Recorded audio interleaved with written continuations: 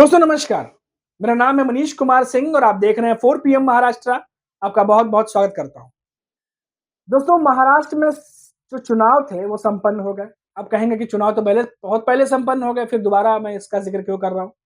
दोबारा ज़िक्र मैं इसलिए कर रहा हूँ दोस्तों क्योंकि जब महाराष्ट्र में चुनाव चल रहे थे उस समय महायुति सरकार के तमाम नेता ये कह रहे थे कि उनकी सरकार लाइए, महायुति की सरकार लाइए, आम जनता को राहत देने का काम उनकी सरकार करेगी। चाहे वो बीजेपी के नेता हों, चाहे एकनाथ शिंदे के शिवसेना के नेता हों, चाहे अजित पवार के नेता हों। अब दोस्तों ये यही महायुति सरकार ने जनता को राहत देते हुए ऑटो का भाड़ा बढ़ा दिया है, टैक्सी का भाड़ा बढ़ा दिया है और तो जो सरकारी बसेस हैं उसके भी 15% भाड़ा जो है वो बढ़ा दिया गया है। यानी अब तीनों ही जो पब्लिक ट्रांसपोर्ट है उससे ट्रेवल करेंगे तो पहले के मुकाबले अब आपको ज़्यादा भाड़ा देना पड़ेगा।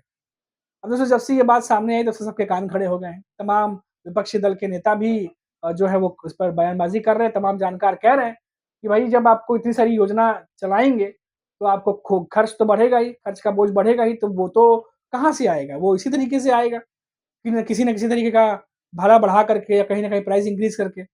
आखिर निकलेगा तो आम जनता की जेब से ही। अब मुंबई की जनता को जेब ढीली करनी पड़ेगी। और ढीली करने के लिए आपको पता ही है भारतीय सरकार ने जबरदस्त योजना लाया है। हम तीनों ही पब्लिक ट्रांसपोर्ट के जो बढ़े हुए भाड़े हैं, वो मुंबई की जनता को देना पड़ेगा, अगर पब्लिक ट्रांसपोर्ट से ट्रैवल करते हैं तो।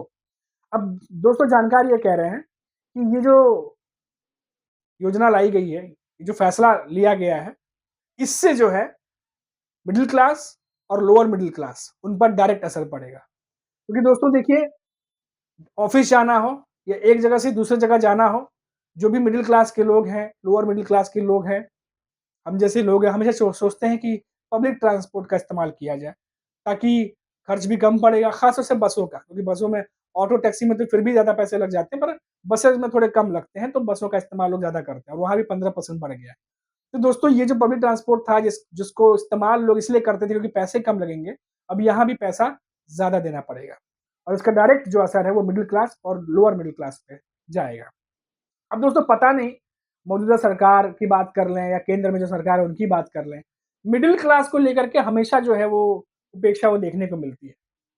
मोबाइल हम भी चलाते हैं, आप भी चलाते हैं, देखे होंगे कि हमेशा जब बजट आता है या कोई और बात होती है, हमेशा मिडल क्लास के लिए ऐसा लगा जाता है मिडल क्लास को अनदेखा कर दिया गया। बहुत सारे लोग सोशल मीडिया पे कमेंट भी करते हैं, कई बातें बोलते हैं कि मिडल क्लास के लिए क्या है, क्या नहीं है। और ऐसे में जब ये बातें सामने आती हैं कि भाड़ा बढ़ गया तो इसका असर भी मिडल क्लास पे ही पड़ता है। यकीन मानिए दोस्तों बहुत सारे लोगों से हमारी बात होती है, हमारा सर्कल है, मिडल क्लास वाक़ई बहुत परेशान है दोस्तों। खर्च को लेके, एक्सपेंसेस को लेके, कमाई को लेकर के बहुत ज़्यादा प्रेशर जो है इन दिनों बढ़ा हुआ है और ये जब खबर आई, उसके बाद सभी के कान खड़े हो गए। अब दोस्तों मैं शुरुआत मैंने इसीलिए की, क्योंकि चुनावों के दौरान तमाम नेता ये कहते हैं कि आम जनता के लिए हम सोचते हैं, आम जनता को हम राहत देना चाहते हैं। अब ये किस तरीके का राहत है, ये समझ में नहीं आ रहा। चुनाव संपन्न हुए अभी डेढ़ 2 महीने ही बीते हैं सरकार बने और ये जो फैसला आया है अंदाज़ा सभी को था क्योंकि लाडली बहन योजना चल रही है और भी कई योजनाएँ चल रही हैं जिसमें महाराष्ट्र सरकार का खर्च का बोझ बढ़ता जा रहा है। पहले भी शरद पवार, उद्धव ठाकरे जब चुनाव चलते थे उस समय भी इन्होंने आवाज़ उठाई थी कि भाई इतना हज़ार करोड़ का खर्च आ रहा है, कैसे महाराष्ट्र सरकार उठाएगी? तब उस समय तमाम नेता थे, तब चुनाव में लगे हुए थे, तब चुनाव में बिज़ी थे, तमाम योजनाओं को चलाया जाना ज़रूरी था क्योंकि उस समय वोट भी चाहिए थे और गेम चेंजर भी बोला गया। तमाम लोग जानकारों ने भी यही कहा कि गेम चेंजर साबित हुआ है चुनाव जीतने में। लेकिन अब योजना चलेगी तो खर्च तो बढ़ेगा, खर्च का बोझ बढ़ेगा तो ज़ाहिर तौर पर जो अब जो इस तरह के प्लान हैं, जो फैसले हैं वो लिए जाएँगे। अब दोस्तों इससे अब देखना होगा कि आने वाले समय में क्योंकि भाड़ा बढ़ा है तो ज़ाहिर तौर पर इसका कुछ न कुछ असर भी देखने को मिलेगा। अब देखना होगा कि क्या पब्लिक के बीच में क्या असर जाता है, हालाँकि असर तो क्या होगा वो आपको भी पता है।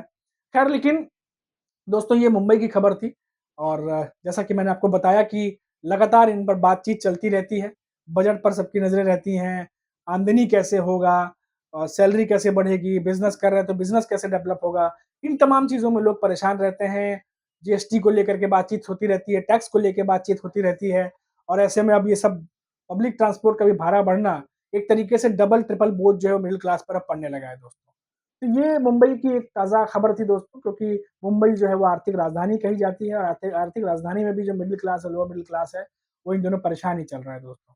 और ऐसे में फडणवीस सरकार या मायावती सरकार का ये फैसला है, ये निश्चित तौर पर मिडल क्लास और लोअर मिडल क्लास को परेशान करेगा, इसमें कोई दो राय नहीं है दोस्तों।